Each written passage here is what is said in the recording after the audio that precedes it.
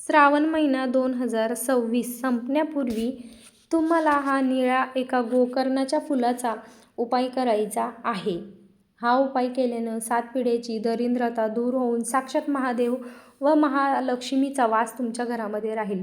श्री स्वामी समर्थ. नमस्कार मंडळी, आपल्या सर्वांचं मनापासून स्वागत आहे माझ्या एका नवीन माहितीपूर्ण व्हिडिओमध्ये. 2026मध्ये श्रावण महिना हा अत्यंत पवित्र आणि अवधूत योगाने भरलेला आहे. आपल्या हिंदू धर्मात श्रावण महिन्याला सर्व महिन्यांचा राजा मानलं जातं, कारण हा महिना साक्षात भगवान देवादिदेव महादेवाच्या भक्तीचा आणि उपासनेचा पवित्र काळ असतो. या श्रावण महिन्यात आपण रोज पूजा करतो. शिवलात जाऊन म्हणजे शिवमंदिरात जाऊन जलाभिषेक करतो आणि आपल्या इच्छा पूर्ण व्हाव्यात म्हणून विविध बरेच व्रत करतो, पूजा करतो. परंतु अनेकदा रात्रदिवस अपार कष्ट करूनही घरात पैसा टिकत नाही. कर्जाचा डोंगर वाढतच जातो. हातातील काम शेवटच्या क्षणी अडकतं. व्यवसायात यश मिळत नाही किंवा घरातील आजारपण पाठच सोडत नाही. आपण विचार करतो की रोज देवाची पूजा करूनही माझ्या आयुष्यात एवढं अडचणी आणि एवढी दरिद्रता का आहे. याचं मुख्य कारण म्हणजे घरातील नकारात्मक ऊर्जा किंवा अलक्ष्मीचा प्रभाव असू शकतो. पण तुम्ही अजिबात काळजी करू नका. या 2026च्या पावन श्रावण महिन्यामध्ये तुम्हाला हा उपाय करायचा आहे. जिथे कुठं अतिशय दुर्मिळ आणि पवित्र निळ्या रंगाचं म्हणजेच गोकर्णाचं फूल दिसेल ते अजिबात सोडू नका. हे फूल तुमच्या कठीणातील कठीण मनोकामनासुद्धा पूर्ण करून घेतात. हे फुलामध्ये खूप ताकद आहे. या श्रावण महिन्यात गोकर्णाच्या फुलाचा हा सोपा आणि अचूक उपाय कसा करायचा ते अत्यंत सोप्या भाषेत समजून घेणं खूप महत्त्वाचं आहे. हा उपाय तुम्ही श्रावणातील कोणत्याही दिवशी करू शकतात, परंतु श्रावणी सोमवारच्या दिवशी शिवतत्व अत्यंत जागृत असल्यानं सोमवारी हा उपाय केल्यास अत्यंत शीघ्र फळ प्राप्त होते. उपायासाठी आपल्याला एका निळ्या रंगाचं गोकर्णाचं फूल, तांब्याच्या कलश भरून पिण्याचं पाणी घ्यायचं आहे. 21 काळे तीळ आणि थोडेसे कच्चे दूध लागणार आहे. एका तांब्याच्या कलशामध्ये पाणी भरून त्यात 21 काळे तीळ आणि थोडे कच्चे दूध टाकायचे आहे. आता हे जल निळ्या गोकर्णाच्या फूल आणि 2 अगरबत्त्या घेऊन शिवमंदिरात जायचं आहे.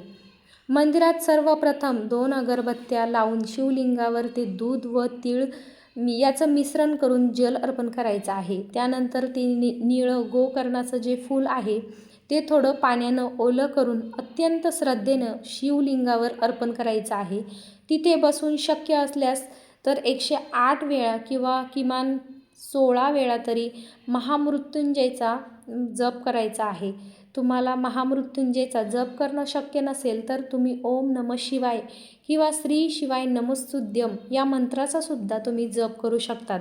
आणि दोन्ही हात जोडून तुम्हाला मनापासून जप करायचा आहे. मनापासून प्रार्थना करायची आहे की आर्थिक अडचणी, कर्ज किंवा तुमची जी इच्छा असेल, जी खूप कठीण इच्छा असेल, कित्येक दिवसापासून ती पूर्ण होत नसेल, ती पणाने तुम्हाला महादेवाजवळ प्रार्थना करायची आहे.